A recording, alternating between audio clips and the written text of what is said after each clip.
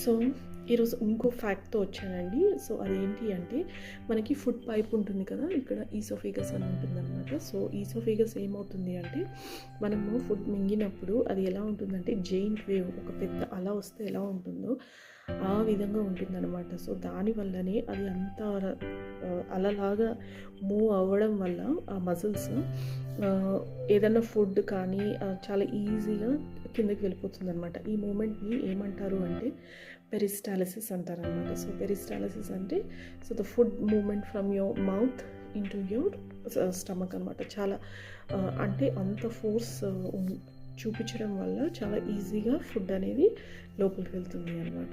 So ఇది interesting fact కదండి.